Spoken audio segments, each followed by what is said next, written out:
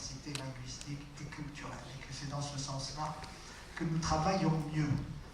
Et puis, Marie Fontana-Fiala, qui est avec nous aussi, je la vois ici, et qui va nous parler aussi. Alors, Xavier va nous faire une conférence tout de suite après, et puis Marie va nous parler aussi de quelques spécialités, parce que j'ai compris que cette année, l'année prochaine, il y avait les épreuves de bac, il y avait le barrage contre le Pacifique, l'enfant de sable, etc. Et que vous allez nous parler de ces choses qui sont parmi vos spécialités. Vous êtes professeur en lettres supérieures au lycée Lamartine à Paris. Un lycée qui, si j'ai bien compris, est ouvert. Donc voilà, tout ça c'est formidable. Nous travaillons bien porque trabajamos con el Ministerio de Educación. Entonces queremos realmente agradecer mucho todo el apoyo, toda la cooperación. Usted que está precisamente como directora de evaluación y cooperación del Ministerio. Y entonces, sin este apoyo y más que el apoyo, sin una visión común de lo que queremos hacer entre Francia y España y en el conjunto europeo, no podríamos tener tanto éxito. Alors on a encore quelques défis, parce qu'il n'y a pas de bachibac dans toutes les communautés autonomes, et donc il faut qu'on continue, et j'espère bien que l'année prochaine, ce ne sera pas 112, ce sera bien plus encore. Voilà. Merci beaucoup, et bonne journée à vous.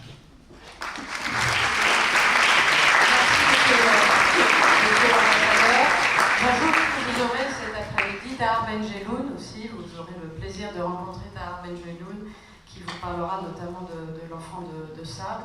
Y ahora tengo el inmenso placer de pasar la palabra a Montserrat Grañeras Pastrana, subdirectora general de Evaluación y Cooperación del Ministerio de Educación.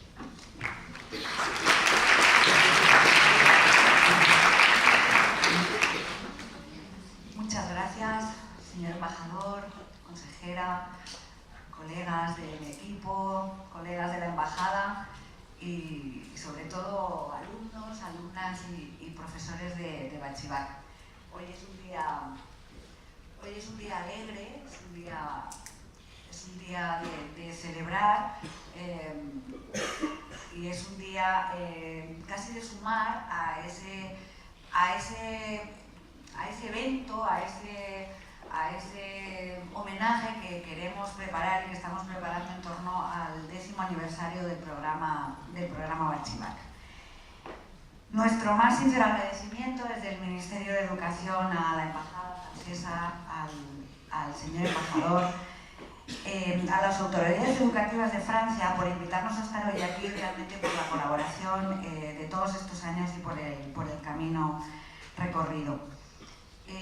No obstante, hoy es un día particularmente especial para que en nombre del Ministerio de Educación y Formación Profesional yo dé las gracias hoy a quienes realmente hacéis posible el programa Batxibac, a quien realmente hacéis que las autoridades y los responsables podamos formular palabras como estas y decir que estamos orgullosos del camino recorrido, orgullosos del programa, orgullosos de la relación bilateral con Francia, y eso es posible porque vosotros y vosotras, profesores, directores de centros, estáis cada día en institutos de España haciendo posible el éxito de este programa que hoy de alguna manera celebramos también con esta jornada. Como todos los aquí presentes saben y sabéis muy bien, el término francofonía fue forjado a finales del siglo XIX por un geógrafo francés para designar al conjunto de personas que en diferentes países y desde diferentes culturas compartían la lengua francesa como instrumento para expresar sus sentimientos y sus emociones. No obstante, como acertadamente expresa el enunciado completo del tema propuesto, que es el mismo que da título a la jornada de hoy, en el que estáis felizmente trabajando, el término francofonía remite en la actualidad a un concepto que va mucho más allá de lo meramente geográfico. Para este mundo moderno, para el mundo moderno, la celebración de la francofonía supone la constatación de la existencia incuestionable de una comunidad que, sin renunciar a una esencia y a una herencia cultural común, se reconoce al mismo tiempo en un espectro inmenso de encarnaciones concretas.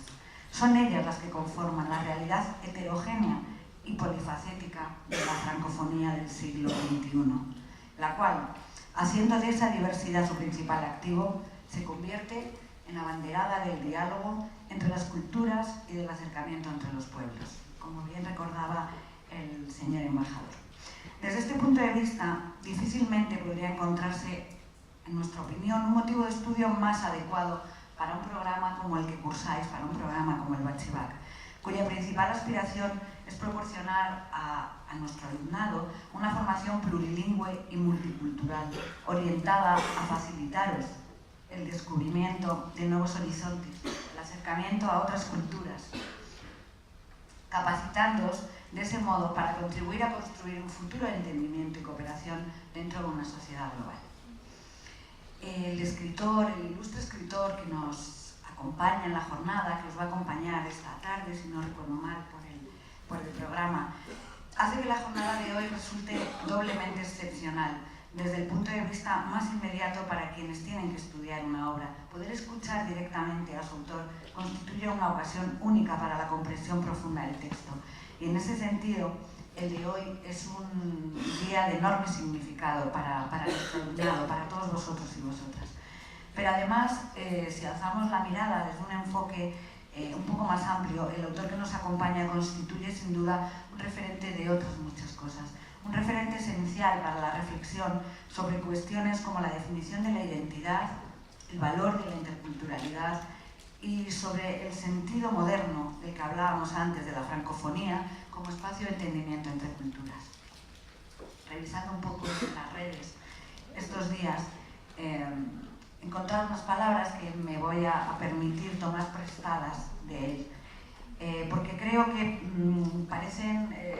se me antojan extraordinariamente adecuadas como punto de partida para arrancar con esta jornada.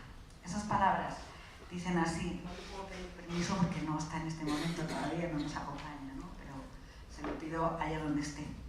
Dicen así sus palabras: la francofonía como institución también vive gracias a quienes creen en ella fuera de Francia. Algunos, a falta de un reconocimiento natural y evidente, se aferran a ella. ¿Qué importa? Una lengua tiene esta particularidad. Es una casa enorme, con puertas y ventanas sin marcos, permanentemente abierta al universo. Es un país sin fronteras, sin policía, sin Estado, sin cárceles. El lenguaje no pertenece a nadie en particular. Está ahí, disponible, maleable, vivo, cruel, bello y siempre lleno de misterios. El francés no es una excepción a esa visión.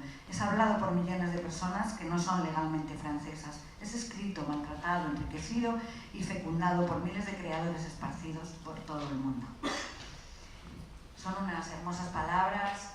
Os deseo una feliz y fructífera jornada y me atrevo a dejaros con otras hermosas palabras, en este caso un poco más antiguas.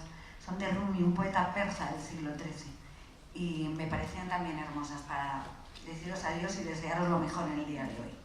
Dice así el poeta persa del siglo XIII: habla una nueva lengua para que el mundo sea un mundo nuevo. Aprender otra lengua es descubrir todo un universo, reinterpretar el mundo que hasta entonces creías conocer, trastocar perspectivas que considerabas inamovibles. Es la estimulante percepción de que lo que te rodea adquiere otra profundidad y que accedes a una realidad más vasta y significativa. Muchas gracias, alumnos y alumnas de Batxi Bac, profesores, representantes de alguna administración educativa que nos acompañan, del Departamento de Enseñamiento. Feliz jornada y muchísimas gracias por todo.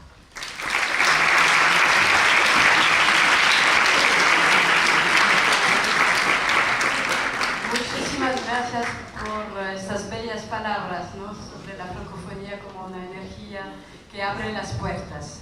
Entonces ahora vamos a abrir la primera et j'ai le grand plaisir d'inviter Xavier Nort à monter sur la scène pour prononcer la première conférence de cette journée.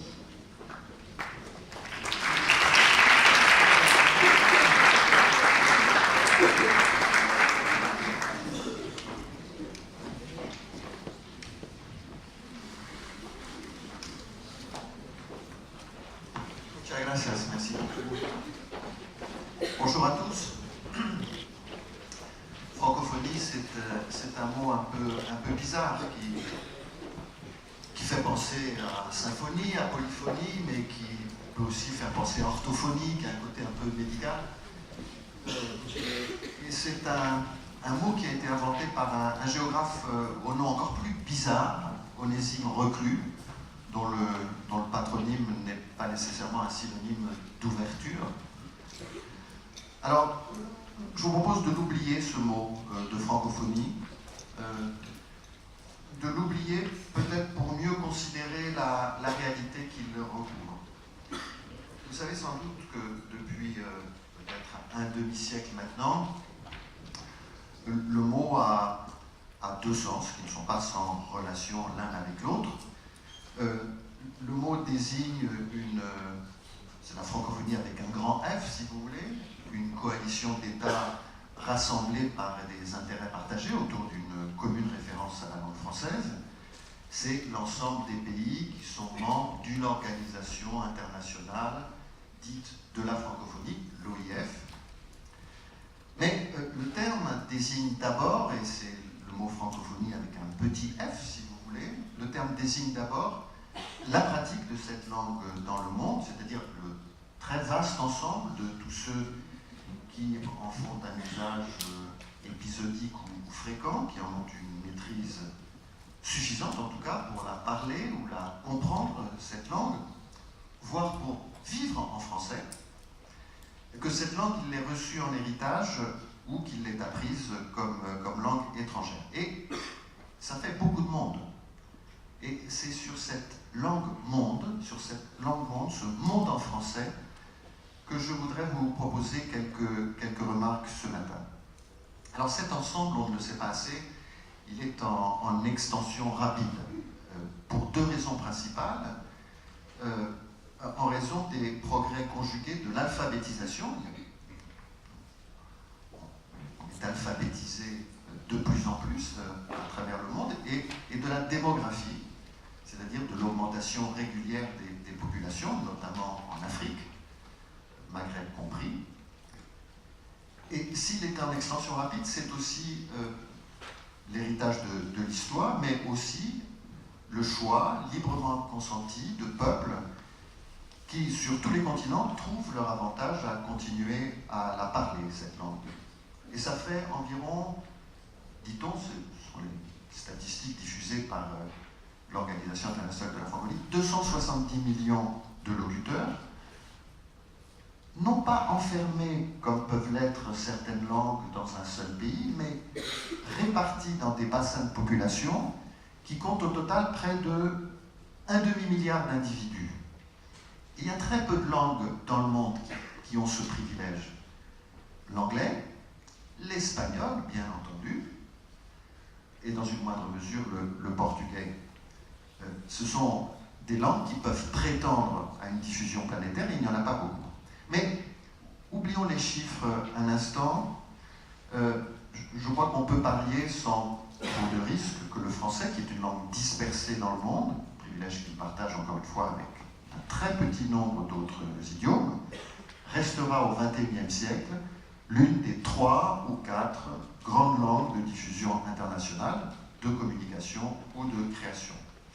Car la langue française, et nos concitoyens n'en ont pas toujours suffisamment conscience, n'appartient plus à la France, même si ce pays en reste le foyer agissant. Ce n'est pas seulement la langue de la France. Et d'ailleurs, un philosophe français l'a écrit, et c'est une phrase très profonde, une langue, ça n'appartient pas. Ça n'appartient pas. Or, cette langue, tout comme l'Organisation internationale de la francophonie, qui s'est constituée à partir d'elle, se trouve peut-être à un moment crucial de son histoire, peut-être à la croisée des chemins. Et je voudrais vous dire pourquoi, en espérant que dans cet arrêt sur image que je vais effectuer pour vous au cours de cette petite heure que nous avons devant nous, vous vous trouviez confortés dans le choix que vous avez fait, les uns d'apprendre le français ou d'apprendre en français, les autres d'enseigner le français ou d'enseigner en français. Alors je le disais il y a un instant, et je le répète car on ne le sait pas assez, le français est la langue d'une communauté en expansion. Il n'y a jamais eu autant de locuteurs de français dans le monde qu'aujourd'hui. Les chiffres font état d'une progression continue, non seulement des locuteurs de français langue maternelle ou seconde, mais il y a aussi, et c'est très important, une augmentation du nombre d'apprenants de français langue étrangère. On apprend de plus en plus le français à travers le monde. Je crois qu'en 20 ans, on est passé de 80 à 120 millions selon les statistiques de l'OIF. Évidemment, la vérité oblige à dire que cette progression est inégalement répartie et masque des reculs, c'est vrai, aussi dans les pays développés, en Europe notamment, et dans nos zones d'influence traditionnelles, mais elle est bien réelle. Et vous me direz que le français n'est évidemment plus une langue universelle. Vous avez raison, et je vous répondrai en vous donnant raison. Ce n'est plus une langue universelle, à supposer que le français l'ait jamais été. Parce que la caractéristique du français, on le sait, c'est d'être l'héritière d'un grand passé, mais on ne peut pas comparer la situation actuelle du français à ce passé, parce que c'est le monde lui-même qui a changé. On peut s'attarder, comme le font certains de mes compatriotes, sur les heures de gloire qu'a connues le français au XVIIe, au XIXe siècle, quand l'Europe parlait français. C'est le titre d'un essai d'un écrivain qui s'appelle Marc Fumaroli, Quand l'Europe parlait français. Et quand on regarde l'histoire du français, on s'aperçoit que c'est une langue qui a été porteuse des idées de la monarchie éclairée, puis de la Révolution et des droits de l'homme, une langue qui a été soutenue par une puissance politique, elle-même assise sur un dynamisme démographique très important, une langue qui a été accompagnée par l'éclat des auteurs classiques, une langue qui a été longtemps la langue des élites, de la diplomatie, des relations internationales, et qui de ce fait pouvait prétendre à une forme d'universalité. Mais en réalité, cette universalité relevait en grande partie du mythe, et ceci pour trois raisons qu'il ne faut jamais perdre de vue. D'abord parce que jusqu'à la fin du XIXe siècle, et ça vous ne le savez certainement pas, mais jusqu'à la fin du XIXe siècle, le français n'était pas la langue maternelle de la majorité des Français. Et même au XVIIe siècle, lorsque Racine, le grand dramaturge français, écrivait Phèdre, eh bien, il n'était certainement pas compris dans sa ville natale d'Uzès. Seconde raison, c'est que la langue des cours royales, la langue des cours princières, des lettrés, des voyageurs, des diplomates, des négociants, bref, des élites, n'était pas non plus la langue de la plupart des peuples européens. Et enfin, ne l'oublions pas, essayons de décentrer notre regard en sortant de l'Europe. L'Europe ne se confond pas avec le reste du monde, si forte qu'ait été son hégémonie à l'époque. Mais pour avoir été une langue élitiste, le français a acquis au fil des siècles le prestige d'une langue élitaire. Alors l'essentiel, ce ne sont pas ces évolutions quantitatives. L'essentiel, c'est que le français a changé de statut. Beaucoup, évidemment, continuent à caresser le mythe de cette langue universelle. Et observons cette chose assez étrange quand on regarde le statut du français dans les organisations internationales. Le français continue d'y bénéficier de certains droits ou d'avantages particuliers qui sont hérités de son passé et que ne semblent justifier ni le poids démographique de notre pays, ni notre dynamisme économique, ni notre puissance militaire. Par exemple, je vais vous en donner trois exemples. Le français n'est que l'une des 23 ou 24 langues officielles de l'Union européenne, mais c'est une des 3 langues de travail de l'Union européenne. Le français n'est que l'une des 6 langues officielles du système des Nations Unies, à côté du chinois, du russe, de l'arabe, de l'anglais et de l'espagnol, mais c'est une des 2 langues de travail des Nations Unies. Et vous savez qu'aux Jeux Olympiques, le français est une langue officielle aux côtés de l'anglais, mais en cas de litige, c'est le français qui fait foi. Alors cet état de fait constitue évidemment un atout pour le français dans le monde. C'est un atout parce qu'il est toujours beaucoup plus facile de conserver des positions que de les conquérir. Mais c'est aussi un handicap parce qu'un privilège qui semble ne pas être motivé peut être considéré comme abusif, et parfois considéré comme abusif, peut créer du ressentiment et parfois un effet d'arrogance qui se retourne très souvent contre nous. Alors qu'est donc devenu le français s'il a cessé d'être une langue universelle? Sa première caractéristique, celle qui saute aux yeux quand on regarde la diffusion du français dans le monde, c'est que c'est une langue qui s'est mondialisée. Alors, il est assez étrange de l'observer parce qu'on dit, à juste titre d'ailleurs, que dans l'actuelle polyphonie, voilà un autre mot qui fait penser à francophonie, dans l'actuelle polyphonie des langues dans le monde, la mondialisation, qui est un facteur d'uniformisation culturelle et linguistique, ne joue pas en faveur du français. Et c'est peut-être vrai. Mais par rapport aux autres langues, qui sont également menacées par le développement des échanges entre les peuples, échanges qui militent en faveur d'une langue véhiculaire, une langue commune, et cette langue commune, il est inutile de la nommer, tout le monde la connaît, c'est l'anglais de communication internationale. Le français, présent sur les 5 continents, a, comme l'anglais et dans une moindre mesure l'espagnol, le portugais, l'arabe, l'atout de ne pas être enfermé dans un bassin de population comme peut l'être le chinois, l'hindi, par exemple, ou de ne pas être une langue régionale comme le malais, le russe ou l'allemand. Et sa force tient précisément à cette dispersion dans le monde, à son appropriation par un grand nombre de pays, où il s'est d'abord imposé par la force. Je pense aux pays qui ont été colonisés par la France, mais qui se sont réappropriés cette langue comme une prise de guerre. Le mot est de Kateb Yassine, de l'écrivain algérien Kateb Yassine, comme une prise de guerre, ou comme un butin de paix. C'est une expression de son compatriote Félag, et c'est une très jolie expression, le français comme butin de paix. Le français est la langue du plus grand nombre d'États dans le monde après l'anglais. Le français est la langue des 3 capitales de l'Europe, et toujours aux côtés d'autres langues.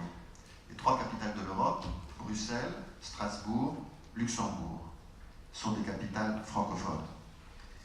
Et c'est la langue officielle du plus grand nombre d'États en Europe, avec l'allemand. Et en réalité, s'il fallait refonder le statut privilégié dont continue à jouir le français au sein de l'Union européenne, je l'ai évoqué tout à l'heure en disant que c'était une des 3 langues officielles de l'Union, je crois qu'il faudrait le fonder non pas sur des privilèges hérités du passé, mais sur le présent et l'avenir, parce que le dynamisme démographique de la France garantit le développement du français. Je dirais que c'est la seule langue, absolument la seule en Europe, qui conjugue 2 caractéristiques. Elle est comme l'allemand, la langue officielle de plus de 2 États, premier point, et en même temps, comme l'anglais, l'espagnol et le portugais, elle a un véritable rayonnement international, alors que l'anglais n'a pas de véritable assise historique sur le continent, et c'est la conjugaison de ces 2 caractéristiques qui pourrait légitimer le statut du français en Europe. Mais revenons à ce que je vous disais tout à l'heure sur les deux sens du mot francophonie. Le français, c'est aussi, comme vous le savez, une langue qui s'appuie, ou sur laquelle s'appuie, une structure institutionnelle dont il est le lien fondateur, c'est l'Organisation internationale de la francophonie. Cette francophonie institutionnelle, elle est fondée sur un pari un peu bizarre, lui aussi, quand on y songe. C'est un pari que pourrait résumer le double sens d'un mot français qui est le mot entente. Vous savez, entente, ça veut dire se comprendre, mais ça veut dire aussi s'accorder, être d'accord. Et ce pari est le suivant, c'est comme si le fait de se comprendre dans l'ordre du langage nous conduisait nécessairement à nous accorder dans l'ordre du politique, de l'économique, du culturel.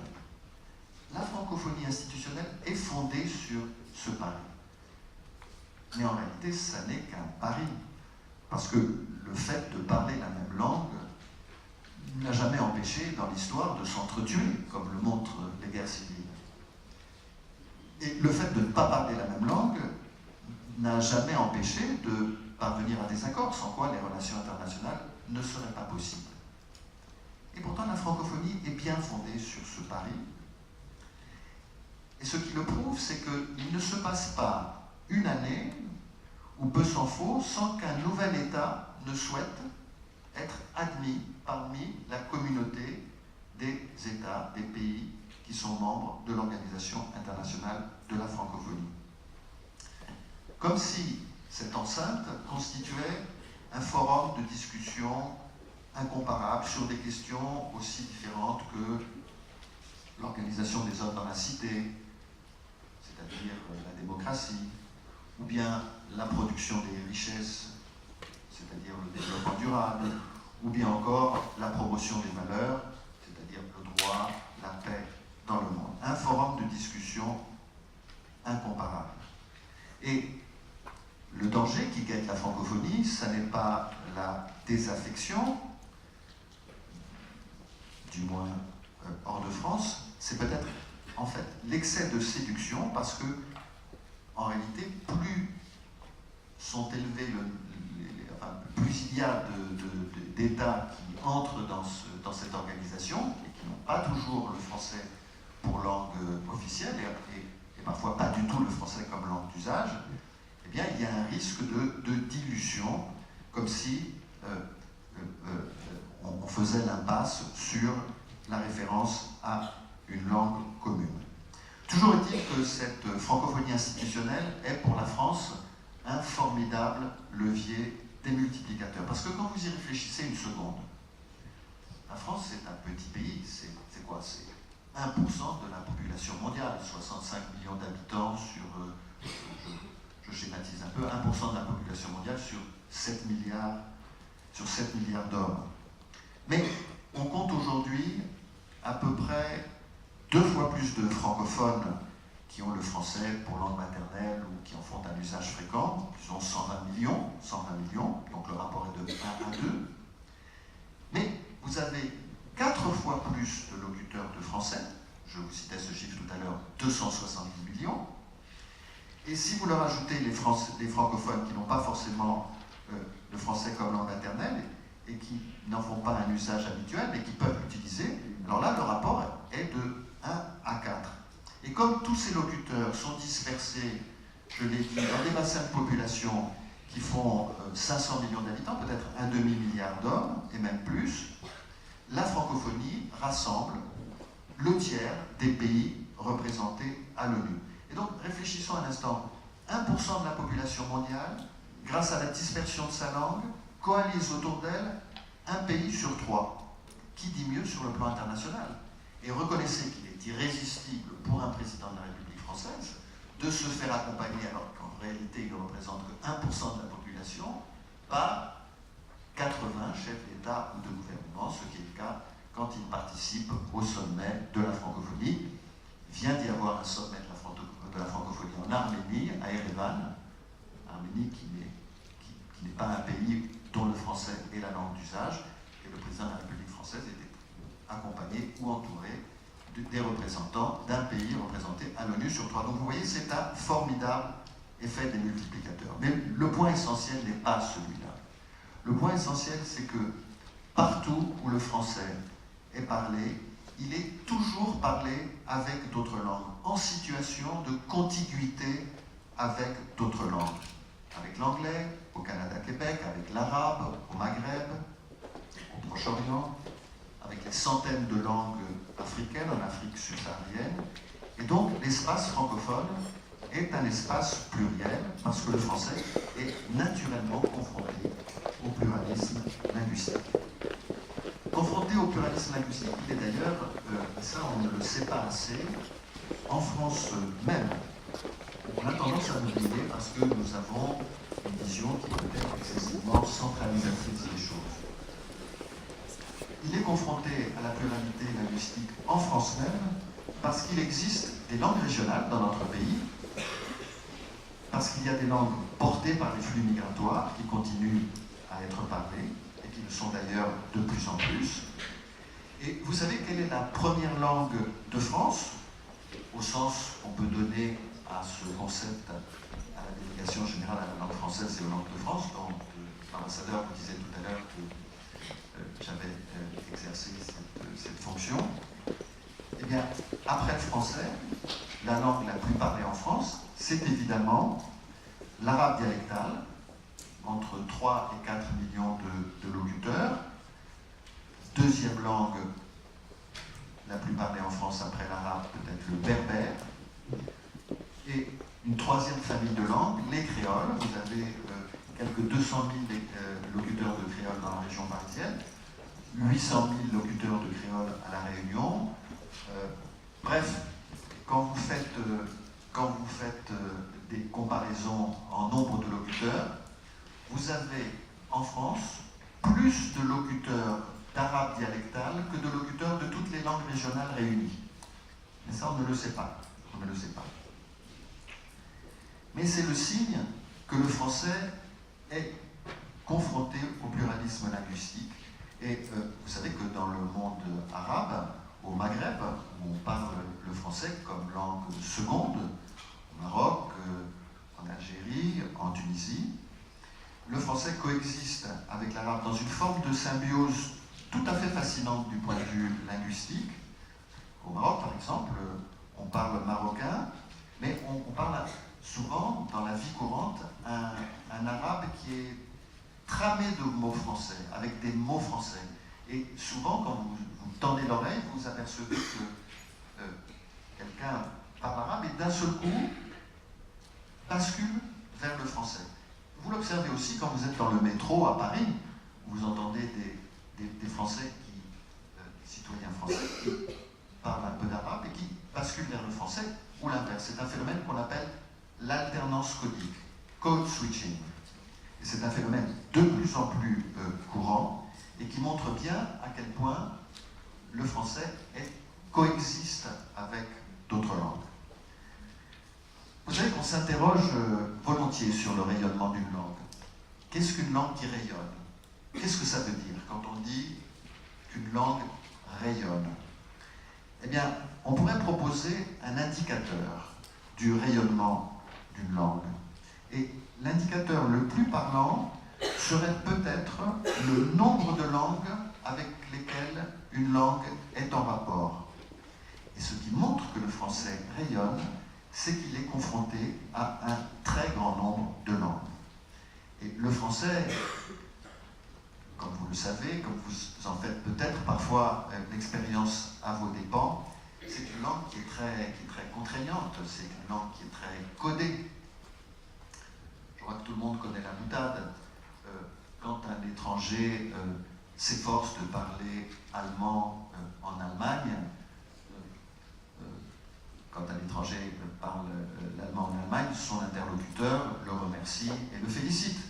Quand un étranger s'efforce de parler français à Paris, son interlocuteur le rabroue et le corrige. C'est une langue très codée, c'est une langue très contraignante. Mais c'est une langue qui est en permanence confrontée à la diversité. Et de fait, d'être confrontée à la diversité, c'est une langue qui a peut-être une fonction médiatrice dans le dialogue des cultures, une fonction dont la langue française n'est pas seule à bénéficier, bien sûr, mais qui est bien réelle, Et c'est parce que le français, partout où il est parlé, est en contact avec d'autres langues, que la francophonie institutionnelle elle-même a évolué. C'est pourquoi je disais qu'elle était elle aussi à la croisée des chemins, et que la francophonie comme projet politique ne renvoie plus aujourd'hui à la défense du français, à la défense exclusive du français, mais désigne au contraire un régime linguistique où le français coexiste en permanence avec d'autres langues. C'est une langue qui déploie autour d'elle, comme ceci a été dit très justement tout à l'heure, un espace de compréhension. Un espace de compréhension dont la finalité est de valoriser la diversité à partir d'un commun dénominateur, à partir du commun dénominateur de la langue française. Il y a une très belle phrase d'un écrivain qui s'appelle Édouard Glissant, je ne sais pas si vous le connaissez, Édouard Glissant, qui dit « Aucune langue n'est, N''EST, aucune langue n'est, il n'y a aucune langue, sans le concert des autres. Il faut toujours mettre les langues en rapport les unes avec les autres. Les langues isolées, ça n'existe pas. Et le français, tout autant que la plupart des langues du monde, mais peut-être plus encore à cause de sa dispersion planétaire, est une langue qui est dans le concert des autres langues. Alors l'autre caractéristique du français, celle sur laquelle je voudrais insister en second lieu, c'est que c'est une langue désirée. Le français n'est pas simplement une langue dispersée, c'est une langue désirée. On peut en avoir l'intuition en observant, à titre de symptôme, le nombre assez considérable de mots, de tournures, d'expressions usuelles que la langue française a léguées à d'autres langues. De toutes les langues du monde, en réalité, c'est au français qu'historiquement, les langues du monde ont le plus emprunté. Et les traces de l'influence française, vous pouvez les lire, elles sont aisément repérables, ces traces, dans un très grand nombre de langues. On continue à employer pas de deux, haute couture, chef, maître d'hôtel, hors d'œuvre, chauffeur, cabriolet, esprit de corps. Dans beaucoup de langues étrangères, comme on dit volontiers toilette, foulard, défilé en italien, et comme on dit, je crois, en espagnol, carnet ou chalet. Je pense que c'est des mots qui sont très courants en espagnol et qui sont empruntés au français. Ou bien dépôt, promenade, courage en allemand, etc. C'est évidemment dans la langue anglaise que ces emprunts sont les plus visibles, parce que c'est la langue la plus répandue. Quand vous les observez, ces emprunts, vous constatez qu'ils concernent des domaines où la France a exporté sa culture, son art de vivre, la danse, la cuisine, la gastronomie, la mode, des domaines où la France a exercé une influence diplomatique ou une puissance militaire, mais aussi les domaines où la France a proposé une certaine manière d'exister en société. Par exemple, la galanterie, les relations amoureuses, des domaines où la langue française a su exprimer des pensées, des sentiments, des états d'âme, des impressions, des traits de caractère, de façon peut-être particulièrement précise, particulièrement juste ou particulièrement élégante. Le nombre de ces emprunts sont des mots abstraits. Mais que le français soit une langue désirée, on peut aussi en avoir l'intuition en observant un autre phénomène, un autre curieux phénomène, et qui est le suivant, c'est que un très grand nombre d'écrivains d'origine étrangère et qui n'ont pas le français pour langue maternelle ont choisi le français pour langue d'écriture, ont choisi le français pour construire leur œuvre. Alors qu'à ma connaissance, aucun écrivain d'origine française, enfin, on appelle à en citer en tout cas, n'a jamais choisi une autre langue d'écriture. Et dans les langues internationales, en réalité, les transfuges d'une langue à l'autre sont assez rares. Faites un panorama de la littérature française contemporaine. Regardez les lauréats de nos grands prix littéraires.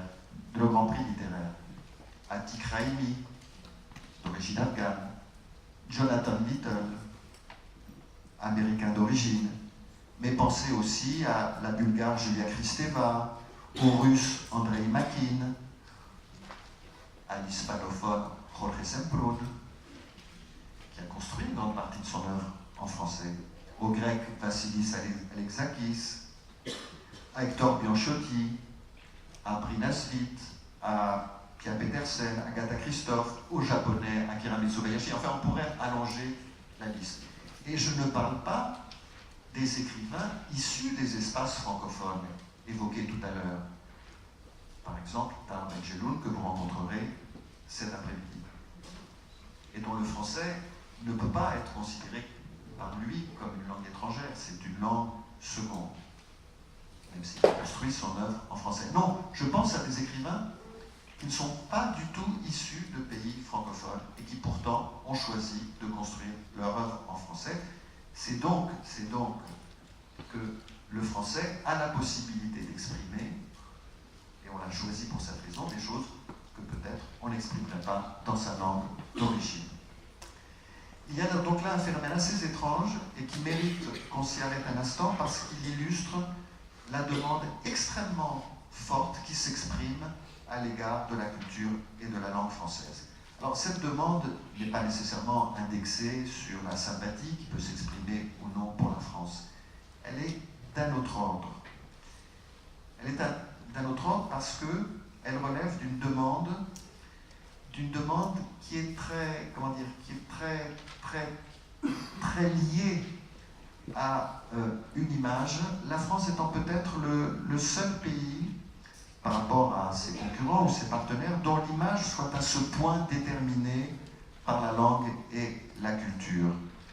Et ce désir de français, que je viens d'illustrer à partir de l'exemple de ces écrivains qui ont choisi le français comme langue d'écriture, ce désir de français qui fait de lui la deuxième langue apprise dans le monde, est en relation avec cette image culturelle de la France. Si la France attire, si la langue française attire, toutes les enquêtes le prouvent, c'est d'abord parce qu'elle est porteuse d'un art de vivre, d'un patrimoine d'images, d'idées, de valeurs auxquelles elle a fini par être attachée. Et dans les questionnaires, quand on interroge les gens sur les 10 ou 20 raisons qu'il peut y avoir d'apprendre le français, la culture vient presque toujours en tête. Non pas qu'il puisse y avoir d'autres motivations à l'apprentissage du français, des motivations touristiques. N'oublions pas que la France est la première destination touristique mondiale. Il peut y avoir des motivations économiques. Au sud, par exemple, dans les pays du sud, on se tourne vers le français pour y trouver des outils de développement. Il peut y avoir des motivations professionnelles. On peut choisir le français pour un projet d'études.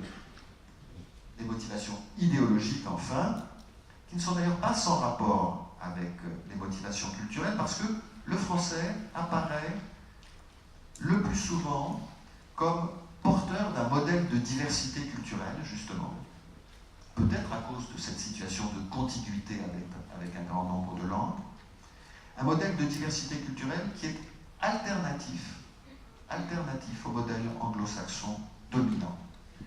Un ancien Premier ministre français, Lionel Jospin, avec une assez jolie formule pour qualifier le français, il disait « c'est une langue de contre-pouvoir ». Une langue de contre-pouvoir. C'est vrai, c'est une chance, et c'est peut-être une carte maîtresse que nous ne savons pas toujours jouer. Et si c'est une langue de contre-pouvoir, et si il a cette image, c'est en réalité parce que dans le rapport de force entre les langues, et il faut toujours considérer que les langues sont prises dans des rapports de force, le français est peut-être la plus forte des langues dominées par la langue globale, par cet anglais de communication internationale dont je parlais, et c'est ce qui fait d'elle une langue de contre-pouvoir. Non pas la plus forte par le nombre de locuteurs, hein, je l'ai dit, elle n'est en réalité qu'à la 8e place dans le monde, mais par sa dispersion dans le monde, par ses apports historiques à la culture de l'Occident et par l'attrait qu'elle continue d'exercer, un attrait ou une attractivité dont témoigne tout à la fois l'augmentation continue du nombre d'apprenants de français langue étrangère, je l'ai évoqué tout à l'heure, mais aussi les flux de traduction loin derrière l'anglais, bien sûr, le français est la langue la plus traduite dans le monde, à égalité avec l'allemand, c'est la langue la plus traduite. Vous savez que plus une langue est forte, plus on traduit à partir de cette langue, et on comprend très bien pourquoi. Cette détermination, cette image culturelle, comme on dit, nous met évidemment en position de force pour défendre des intérêts culturels. Mais du coup, nos intérêts commerciaux ou politiques peuvent en souffrir parce que l'image de nos atouts technologiques, de nos réussites scientifiques, du dynamisme de certaines de nos entreprises peuvent passer au second plan. On dit souvent qu'en Chine, l'Allemagne peut s'appuyer sur le prestige de ses machines-outils pour vendre sa langue et sa culture, et que, en fait, c'est la langue et la culture française qui peuvent faire vendre nos produits de luxe et nos hautes technologies. Ce sont donc des images inversées. Et puis, il est vrai que le fait d'avoir cette image culturelle très forte ne va pas sans inconvénient, parce que du coup, on est en permanence, je dirais, sous les feux de la rampe. C'est en permanence qu'on suppute les déclins ou les reculs du français, qu'on s'interroge sur la fécondité de la culture française, qu'on la confronte avec la vitalité des autres cultures.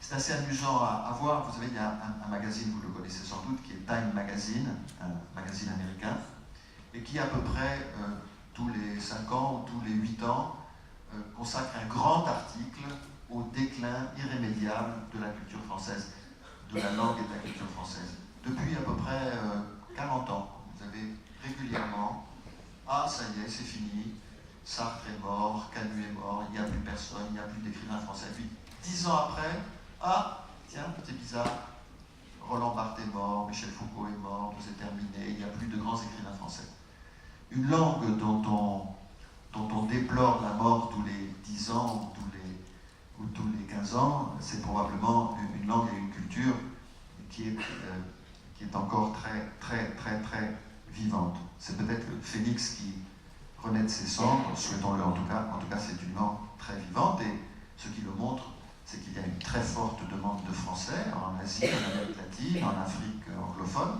dans les pays du Golfe. C'est ce que prouvent d'ailleurs toutes les enquêtes. Il y a une formidable demande de français en Afrique du Sud, par exemple, où le nombre d'apprenants augmente de manière exponentielle. Il y a une très forte demande de français dans les pays du Golfe. Ce n'est pas un hasard si le Louvre s'est installé à Abu Dhabi. Ce sont des pays d'ailleurs où l'anglais s'est définitivement imposé comme langue acquise ou transmise, et qui du coup, le français, c'est un phénomène très explicable, je l'ai laissé pressentir tout à l'heure, du coup le français y retrouve toutes ses chances, justement, comme langue alternative, comme langue de contre-pouvoir. Il y a une très forte demande de français dans les pays émergents, et vous avez là des publics qui se tournent vers la langue et la culture française pour y chercher justement des outils de développement, des grilles de déchiffrement du monde, ou encore des raisons de conforter ou de dynamiser leur propre identité culturelle en l'enrichissant de la culture des autres. Et cela tient aussi à un fait, c'est que le français, dans son histoire, dans ses évolutions, dans la diversité aussi de ses expressions, ne s'est jamais réduit à sa fonction véhiculaire d'outil de communication. C'est une langue qui a toujours été considérée comme porteuse d'un point de vue singulier sur le monde, une langue qui n'a jamais cessé de tirer sa vitalité de sa capacité à produire des œuvres, à produire des idées, dont la portée a contribué plus que tout autre facteur, plus que les conquêtes militaires, plus que les entreprises économiques, à la répandre. Mais bien entendu, pour que le français reste cette autre langue, pour que le français reste cette langue de contre-pouvoir dans les rapports de force géopolitiques entre les nations, il faut aussi, bien sûr, qu'il reste une langue de service. Il faut qu'il reste parlé comme une langue seconde dans la mosaïque des territoires issus de la colonisation, qu'il reste appris partout ailleurs. Et vous savez, souvent on s'obnubile sur l'usage du français dans les organisations internationales en disant oui, c'est une langue de travail aux Nations Unies, mais on ne le parle plus guère dans les couloirs des Nations Unies. En réalité, on oublie que si on ne parle plus le français dans les rues de Québec, si on ne le comprend plus sur les marchés de Kinshasa, dans les médinas de Casablanca ou d'Alger, si on ne l'apprend plus à Shanghai ou à Sao Paulo, eh bien, on ne le parlera plus dans les couloirs des Nations Unies. Pour que cette langue reste désirée, il faut que cette langue reste fonctionnelle, qu'elle reste un véhicule de savoir, de divertissement, de culture qui donne accès à l'emploi, à la vie professionnelle, à la reconnaissance sociale. Il faut aussi que son influence reste adossée à une puissance, et cette puissance, pour longtemps encore, ne peut être que la France, même si le rayonnement de la langue française a toujours excédé son dynamisme économique, son poids démographique ou sa puissance militaire. Jacques Attali, le sociologue, philosophe, homme politique aussi, disait cette chose très juste: on peut concevoir une France qui ne parlerait plus le français. Bon, perspective un peu illusoire, bien sûr. Enfin, on pourrait à la rigueur l'imaginer que on bascule vers l'anglais dans plusieurs secteurs de la vie sociale, comme on a basculé vers l'anglais pour la recherche scientifique en grande partie dans différents secteurs économiques. Bon, passons. Mais si on peut à la rigueur concevoir une France qui ne parlerait plus le français, on ne peut pas concevoir de francophonie sans la France. Et on ne peut pas concevoir de francophonie sans la France pour une raison très simple, c'est que les locuteurs de français langue maternelle, c'est majoritairement des Français, ce qui n'est absolument pas le cas, vous l'observerez, pour l'espagnol ou pour le portugais. Vous avez beaucoup plus de locuteurs d'espagnol en Amérique latine qu'en Espagne même. Beaucoup plus de locuteurs de portugais au Brésil qu'au Portugal. Je parle de portugais langue maternelle ou je parle d'espagnol langue maternelle.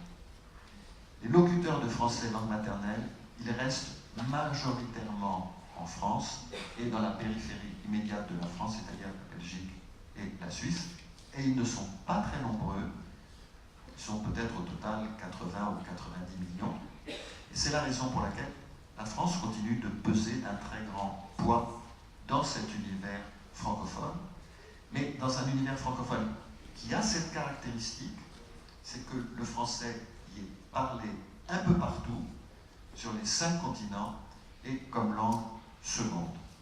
Et c'est parce que, peut-être en dernière instance, l'avenir du français dépend, pour partie en tout cas, de son berceau historique, mais peut-être plus encore de sa capacité créatrice, qui elle-même détermine sa capacité à créer des concepts, à imposer des mots qui les désignent, que l'influence d'une langue, sa puissance, sa vitalité, repose sur la créativité artistique, littéraire, conceptuelle de la culture qu'elle exprime. Voilà les quelques remarques que je voulais vous proposer. J'ai peut-être été un peu long, mais je serais heureux de répondre à vos questions ou de confronter avec vous des idées, des points de vue ou des analyses. Merci beaucoup.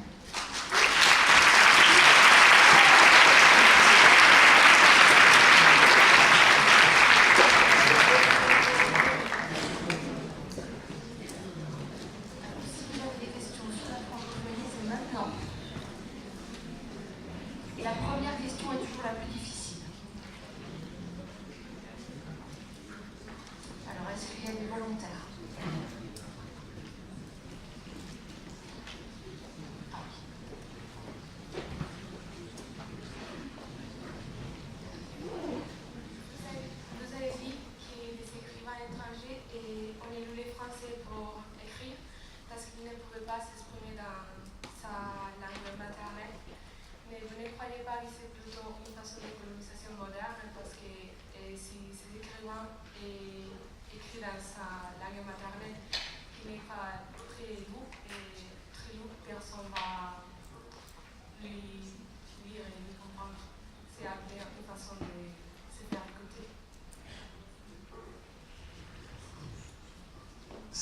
c'est possible, mais reconnaissez avec moi qu'un écrivain dont la langue maternelle est l'espagnol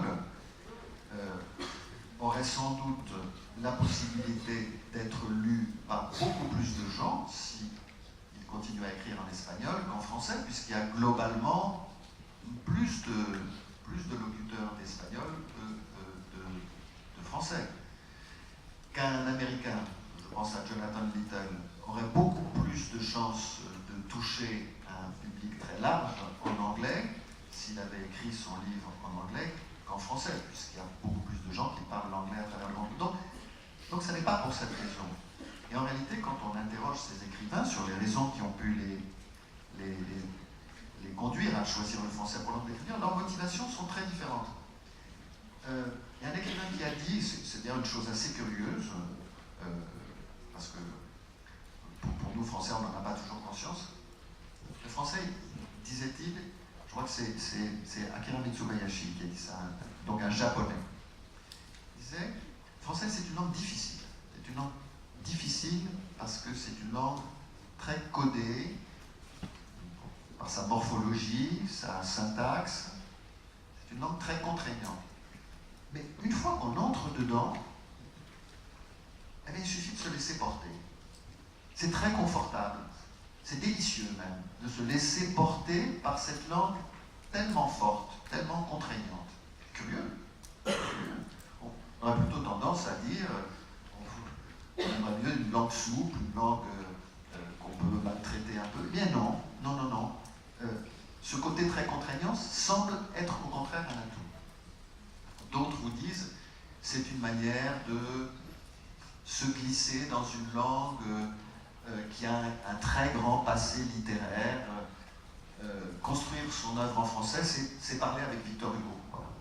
Ça me permet de parler, de dialoguer avec Victor Hugo. Pourquoi pas?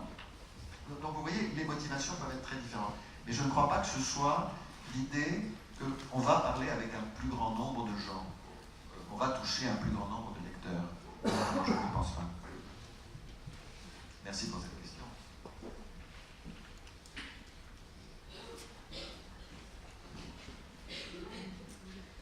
Il y a bien sûr d'autres questions, j'en suis certaine, je les laisse réfléchir. Moi j'ai une question.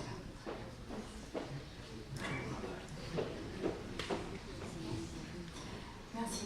Vous avez très justement expliqué qu'il y avait un certain nombre de fantasmes justement sur la concurrence du français avec l'anglais. Certains commentateurs comme Michel Zinc disent que le français serait plutôt menacé d'un morcellement. Vous avez insisté sur la dispersion qui peut être un aspect positif. Il disait que le français pouvait risquer si justement on ne travaillait pas à échanger ensemble en français, que ce soit différentes formes de français comme le latin lui-même donnait beaucoup de langues romanes. Alors merci de poser cette question parce que alors, vous allez me dire décidément je vais faire l'éloge de la norme, du code et des contraintes.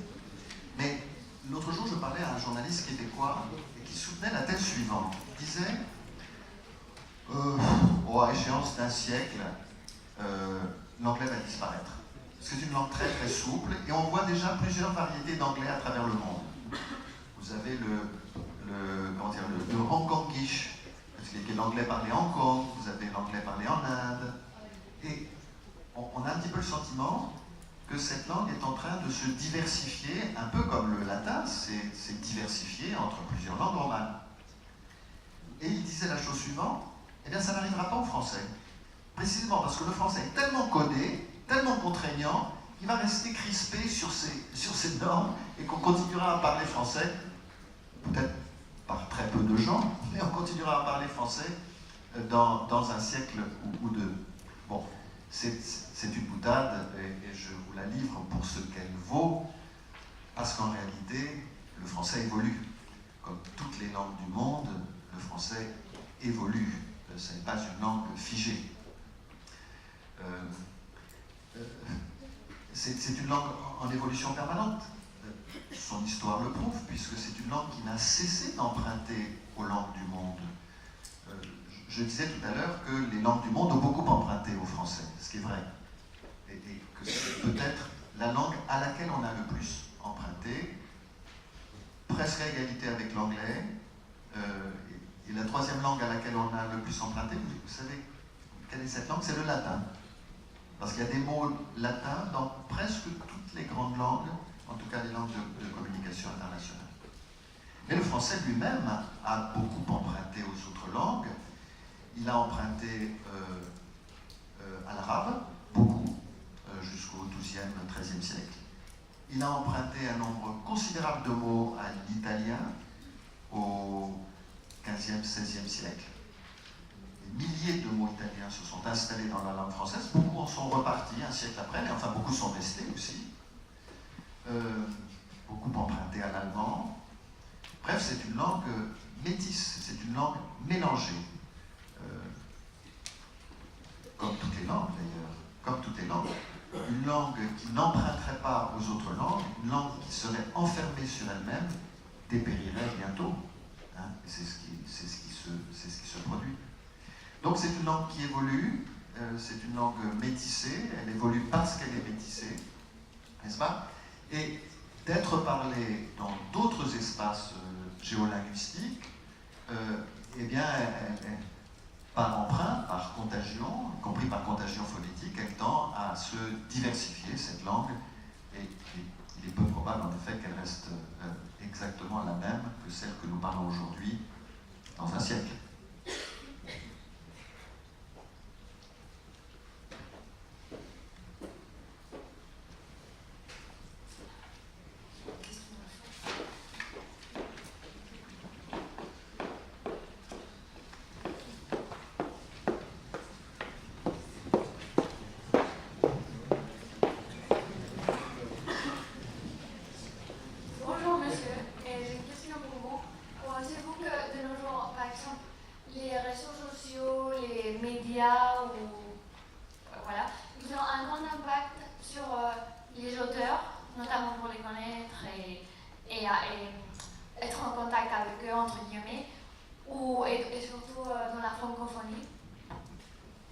Pensez-vous que de nos jours on en parle plus dans les médias où il y a comme cette connexion entre guillemets avec les gens et la francophonie?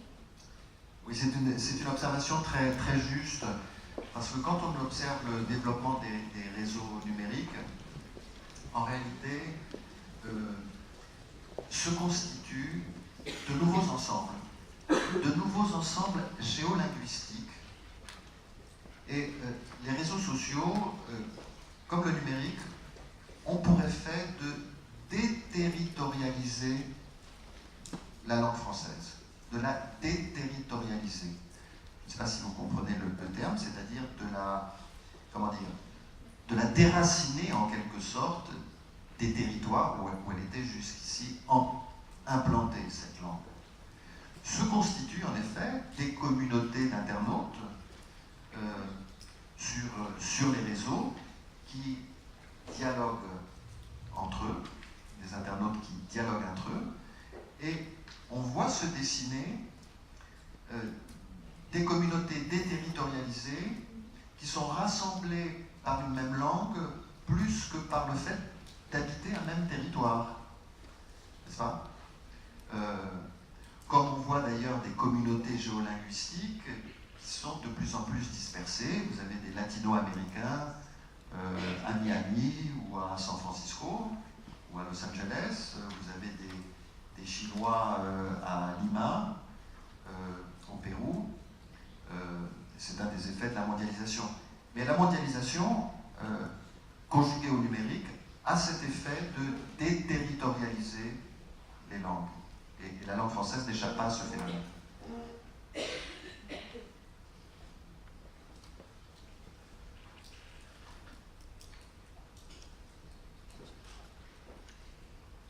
Moi j'ai une question en attendant d'autres questions de la salle.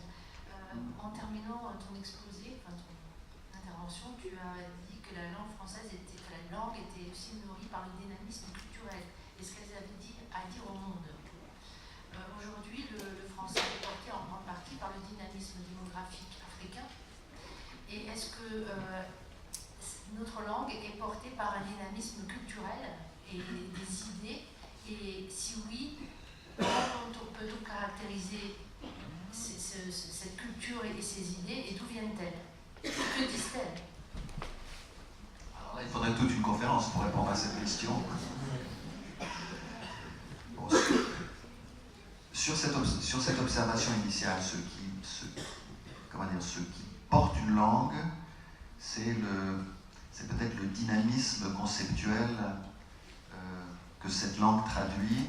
Vous pouvez aussi en avoir l'intuition dans le fait que certaines notions sont intraduisibles. Allez, empruntons un mot au vocabulaire de la diplomatie. Dans les années 60, s'est installée une notion pour désigner un nouveau mode de relation entre l'Est et l'Ouest, entre un Est dominé par l'Union soviétique et un Ouest dominé par les États-Unis. Et il se trouve que cette notion, c'est un Français qui l'a inventée, c'est le général de Gaulle. Il a inventé le mot détente. Détente. Eh bien, ce mot, détente, il s'est installé tel quel dans toutes les langues. On dit détente en anglais, détente. Le mot est intraduisible. C'est le signe qu'il y avait derrière une vitalité conceptuelle. De la même manière, au sein de l'Union européenne, la plupart des fonctionnaires à Bruxelles se cassent la tête pour le traduire. Il y a un mot français qui s'est installé qui est acquis communautaire. Bon. On dit acquis communautaire en acquis, en anglais, en espagnol. C'est un jargon de hauts fonctionnaires. Hein. Bien. Ce qui montre bien que, en réalité, ce qui porte les langues, c'est bien le dynamisme conceptuel. Au fond, la meilleure manière de défendre une langue, c'est d'inventer des concepts, peut-être. Voilà. C'est l'idée que j'avance devant vous.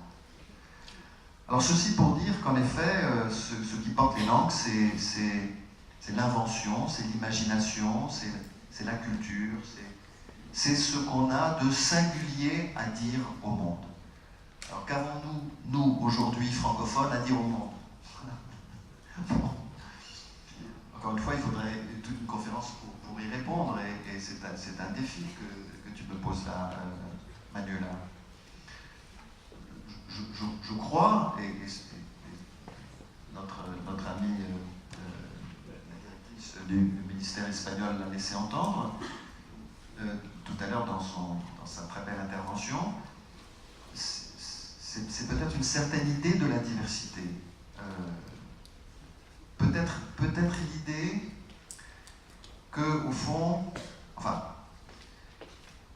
que toutes les cultures sont égales en dignité. Que toutes les cultures sont égales en dignité. Oui. Et que les langues comme les cultures sont prises dans des rapports de force. Il y a des langues plus fortes que d'autres, oui. Il y a des cultures plus fortes que d'autres, oui. Mais ces langues et ces cultures sont égales en dignité. Elles ont toutes quelque chose à nous dire sur l'humanité. Et c'est là qu'on peut trouver dans ce relativisme-là une forme d'universel. Une forme d'universalité. Ça n'est pas sans rapport avec la Déclaration des droits de l'homme et du citoyen de 1789, ça n'est pas sans rapport avec l'idée que tous les hommes naissent libres et égaux en droit. C'est peut-être une extrapolation contemporaine de cette belle idée de l'égalité. Je crois que c'est un des messages que la langue française aujourd'hui, porteuse d'un message de pluralité, après avoir pendant longtemps été porteuse d'un message peut-être inverse, c'est un des messages que la langue française peut porter au monde, oui, je crois. Est-ce que vous avez d'autres questions?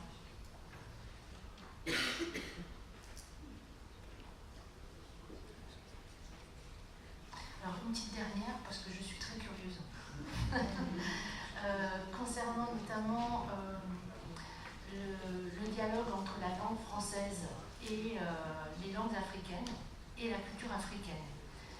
nous préparons tous collectivement en 2020 une grande saison sur la francophonie et sur l'Afrique. Est-ce que tu pourrais nous donner ton point de vue sur qu'est-ce qu'aujourd'hui l'Afrique apporte à la langue française et dans cette idée de culture francophone, qu'est-ce qu'elle nous apporte? Comment ces apports résonnent en France, à la fois dans la langue et l'enrichissement de la langue, mais aussi dans la vision du monde collectif que nous avons.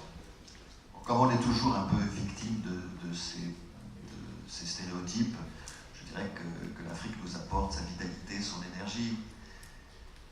Je crois qu'à la langue française, en tout cas, l'Afrique apporte de merveilleux écrivains. D'abord, de merveilleux écrivains. Qui soient d'origine maghrébine ou d'Afrique subsaharienne. Chaque année apparaît sur la scène littéraire française un nouvel auteur passionnant. Bon, je pense à des gens comme, je sais pas, Wilfried Sondé. Je ne sais pas si vous connaissez Wilfried Sondé, qui vient d'écrire un très beau livre sur la pérégrination d'un voyageur africain qui va jusqu'en Italie et est reçu par le pape. Un très beau livre. Wilfried Sondé, je vous conseille son livre. Enfin, on peut en citer un très très très grand nombre, et puis vous en rencontrerez un cet après-midi, je crois, à la personne de Dahar Ben-Jelloun, j'en ai parlé. Je crois que ces auteurs africains, ils se reconnaissent bien dans cette idée que j'exprimais peut-être un peu maladroitement tout à l'heure sur la pluralité, parce que c'est un continent qui est en réalité extraordinairement divers, hein, contrairement à ce qu'on peut penser quand on le considère de l'extérieur. Il y a beaucoup de risques à parler de l'Afrique au singulier. C'est un continent extraordinairement pluriel, divers. Divers, il est d'abord par ses langues. Hein. Il y a des centaines et des centaines de langues africaines. Donc, des centaines et des centaines de points de vue sur le monde. Puisqu'une langue porte toujours un point de vue sur le monde. Et puis des populations d'une extraordinaire diversité de cultures, de coutumes. L'Afrique, c'est à elle seule une véritable planète. Et c'est ce qui rend ce continent passionnant. Donc, je vous félicite d'avoir choisi ce thème, et il y a là de très belles découvertes en perspective. Merci beaucoup.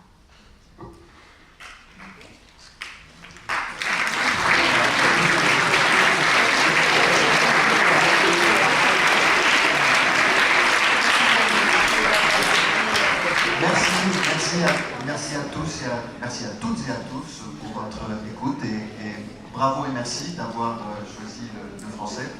En réalité, ça nous rend très fiers. Merci.